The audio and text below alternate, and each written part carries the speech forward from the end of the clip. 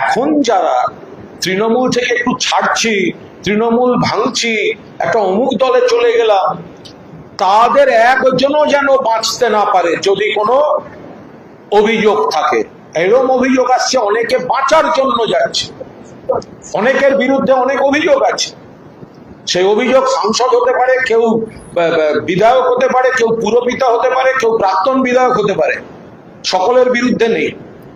কিন্তু আমি মুখ্যমন্ত্রীকে আপনাদের সকলের সামনে, এবং থ্যাঙ্কস টু চিফ মিনিস্টার, ওনার বলার মধ্যে আমাকে মাইকটা দিতে অ্যালাউ করেছেন।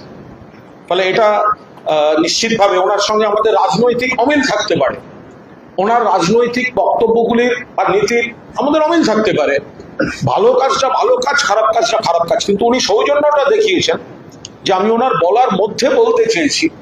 সেখানে কিন্তু আমার মাইক পাওয়ার কথা নয়, একটা কমেন্ট করতে পারি, বাট মাইক পাওয়ার কথা নয়। স্পিকার সাহেব বলছিলেন এখন নয়, কিন্তু চিফ মিনিস্টার বলেন না ওকে মাইক দিন।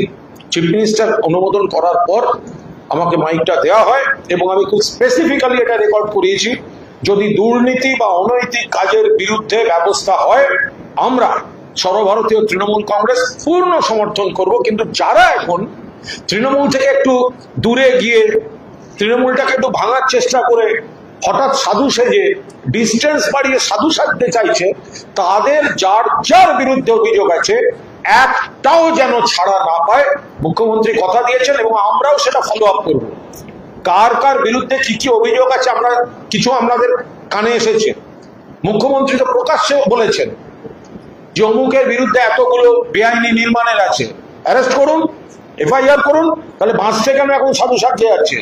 শুধু তৃণমূলকে আর মমতা বন্দ্যোপাধ্যায়কে গালাগালি করলে, ছেড়ে গেলে এরা ভাবছে মানে বেঁচে যাবে আইন থেকে।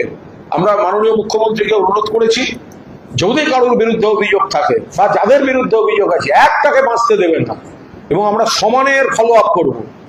ওদের এলাকার যার যার বিরুদ্ধে যা যা অভিযোগ আছে, এলাকাবাসীরও আমাদের কাছে যা অভিযোগ তারা যদি আমাদের কাছে পাঠান, আমরা তৃণমূলের কাউকে যেমন রক্ষা করতে যাব না, তেমনি তৃণমূল থেকে একটু সরে যাওয়ার ভাব দেখিয়ে যারা নাটক করবেন তাদের বিরুদ্ধেও যা যা অভিযোগ আমাদের কাছে আসবে আমরা সব ফাইল করব। ফলে যে কারুর বিরুদ্ধে কারুর কাছে ইডি গেছে দুদিন আগে, হঠাৎ দেখা যাচ্ছে বিদ্রোহী শিবিরে, কারুর কাছে সিআইডি গেছে বিদ্রোহী শিবিরে, কারুর কাছে সিবিআই গেছে বিদ্রোহী শিবিরে, কারুর সব অন্য ধরনের সব বিদ্রোহী শিবির। ফলে বিদ্রোহী শিবিরে যেতে পারেন, কিন্তু বিদ্রোহী শিবিরে নাম লেখালে অন্য অভিযোগ থেকে আইনি মামলায় বেঁচে যাবে, এটা যেন না। সেটা আমরা মুখ্যমন্ত্রীকে বলেছি এবং তিনি সহমত পোষণ করেছেন।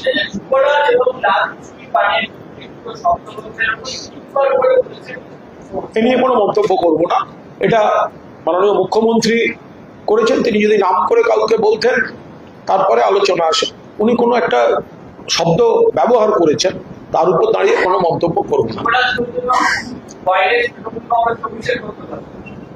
আমি এ নিয়ে কোনো মন্তব্যই করবো না, কারণ পুরোটা সেই সময় তো গন্ডগোল চলছিল, ঠিক কি বলেছেন পুরোটা শুনতে পাইনি।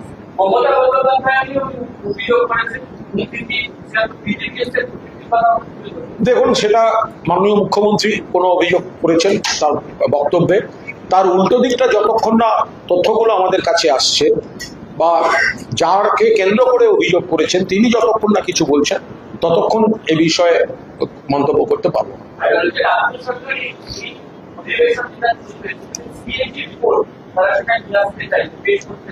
সেটা পরিষদীয় বিষয়, সেটা আমাদের সিনিয়র নেতৃত্ব সৌমেন্দ্র চট্টোপাধ্যায় বা যারা পরিষদীয় দলের সিনিয়র নেতৃত্ব, বিমান বন্দ্যোপাধ্যায় প্রাক্তন স্পিকার ওনারা আছেন, প্লাস দলের শীর্ষ নেতৃত্ব, তারা বিষয়টা খতিয়ে দেখবেন।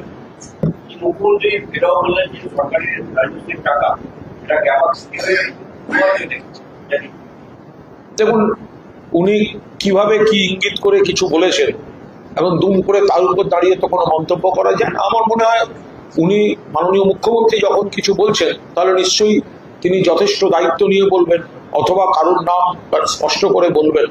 তো এরকম হাওয়ায় একটা ছেড়ে দিলে কি মন্তব্য করবে, বা যদি কারোর বিরুদ্ধেও কিছু থাকে তাকেও তার বক্তব্যটা রাখার বা আইনি ব্যবস্থা নেওয়ার কিছু তো সুযোগ পাবে না যদি নির্দিষ্ট না হয়। কিন্তু মুখ্যমন্ত্রী যখন বলেছেন তিনি তার নিজের দায়িত্বে বলেছেন, এখানে আমি কোনো মন্তব্য করব না।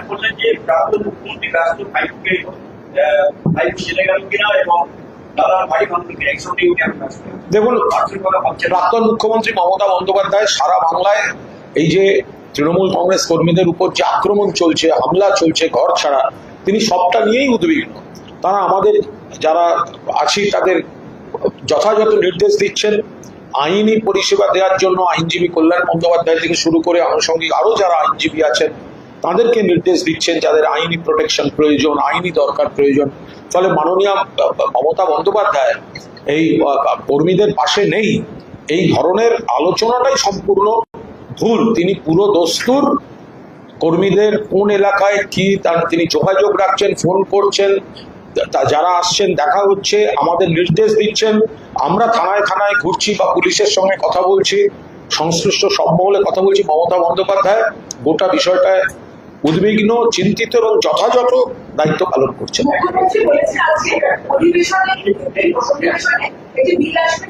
সেটা মুখ্যমন্ত্রী বললেন, শুনলাম। তার যেন কোনো সমর্থন অপসমর্থনের ব্যাপার নয়। আপাত দৃষ্টিতে এটা দেখতে শুনতে ভালো লাগছে। যদি কেউ সরকারি কাজে কোনো দুর্নীতি করে থাকে, সেখানে যদি সরকারি কাজে কোনো দুর্নীতি থাকে তাহলে সম্পত্তি অ্যাটাচ করার কথা বলা হচ্ছে। এটা নিশ্চিতভাবে আপাত দৃষ্টিতে ইতিবাচক, কিন্তু সেটার কোনোভাবে কোনো অপপ্রয়োগ বা অপব্যবহার যাতে না হয় সেটা নিশ্চয়ই দেখতে হবে। যেটা প্রতিহিংসা পরায়ণ ভাবে কাউকে সর্বশান্ত করতে একটা অভিযোগ লাগিয়ে দিয়ে এগুলো করা হলো কিনা, সেগুলো পরবর্তীকালে নিশ্চয়ই আমরা মুখ্যমন্ত্রীর সঙ্গে কথা বলবো।